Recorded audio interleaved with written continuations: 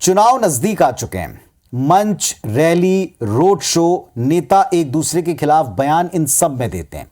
Physically लड़ाई होती है, डिबेट हम कराते हैं, लेकिन आज की तारीख में इन सब से इतर एक ऐसा मंच है जो सीधा आप लोगों के हाथ में, और वो है सोशल मीडिया।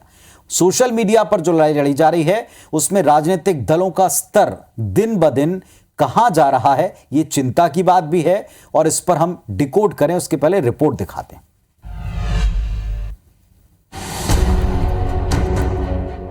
छत्तीसगढ़ में चुनाव जैसे जैसे नजदीक आ रहा है, सियासत का स्तर भी नीचे गिरता जा रहा है। बीजेपी और कांग्रेस के ट्विटर हैंडल के बीच ट्वीट वॉर चल रहा है, जिसमें दोनों ही दल शब्दों की मर्यादा को लांघ रहे हैं। मीम और ट्रोल की तरह एक दूसरे पर स्तरहीन बयानबाजी कर रहे हैं। एक दूसरे को घेरने के लिए दोनों दलों के आधिकारिक ट्विटर हैंडल से वार पलटवार हो रहा है। इस बहस की भाषा को देखेंगे तो सड़क छाप लड़ाई में इस्तेमाल होने वाले शब्दों का भरपूर इस्तेमाल किया जा रहा है। बरनौल से लेकर बत्ती बनाने तक क्या क्या नहीं कहा गया। कोई किसी को भ्रष्टाचार की अम्मी कह रहा है तो कोई किसी को मुर्गा की उपाधि दे रहा है। कोई किसी को पप्पू कह रहा है तो कोई किसी को गधे की उपाधि से नवाज रहा है।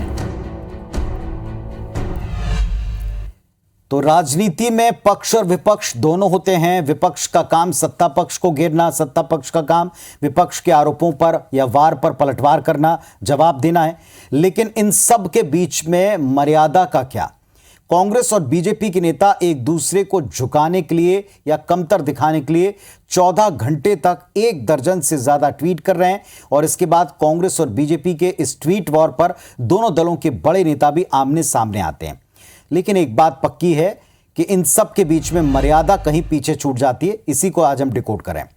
सोशल मीडिया लोगों की जिंदगी में किस कदर दाखिल हो चुका है, यह किसी से छिपा नहीं। दिन का एक बड़ा हिस्सा लगातार हम सोशल मीडिया पर बिताते हैं। एक छोटा सा उदाहरण, हाल ही में मणिपुर में 2 महिलाओं के नग्न करके घुमाने वाला वीडियो जब सोशल मीडिया पर आया, तब देश को सर्वाधिक मणिपुर के हालात के बारे में पता चला। लोगों ने उसके बारे में जानकारी ली, तब लोगों ने इस पर आक्रोश व्यक्त किया।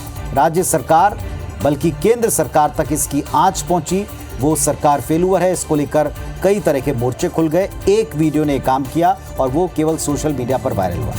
सदन से लेकर के सड़क तक इस पर आक्रोश दिख रहा है, और अभी भी इस पर भारतीय जनता पार्टी बैकफुट पर दिखती है।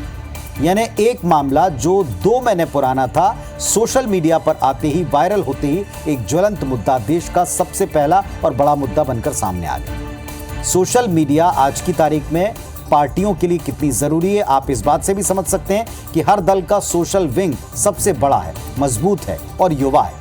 उन्हें पता है कि एक बड़ा वर्ग सोशल मीडिया पर ही पार्टी का स्टैंड जान सकता है, पढ़ सकता है।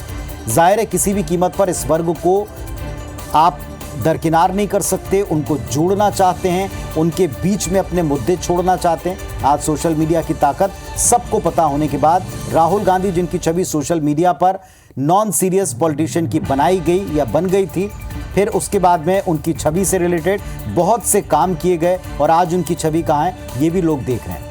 तो कहने का अर्थ ये है कि आज की तारीख में सोशल मीडिया पर रोज रोज आने वाले वीडियोस, फोटोज, कमेंट्स, इन सब को छोड़कर आम लोगों की भाषा, जिसमें लोग लड़ते हैं, बोलते हैं, उससे कनेक्ट करने के लिए कई बार सीमाएं लांघ दी जाती हैं। पर ये इतना लांघ दी जा चुकी हैं कि जब हम इन पर कमेंट लेते हैं तो इन्हीं दलों के नेता, चाहे इस पक्ष के हों चाहे उस पक्ष के, उन्हें इस पर बड़ी असहजता होती है। राजनीतिक दल इसका भरपूर इस्तेमाल कर रहे हैं, इसमें कुछ गलत बात नहीं है, लेकिन अपनी छवि गढ़ने के लिए आप किसी दूसरे व्यक्ति की छवि को तार-तार करने में मर्यादा को पूरी तरह भूल जाएं, ये बहुत आपत्तिजनक है।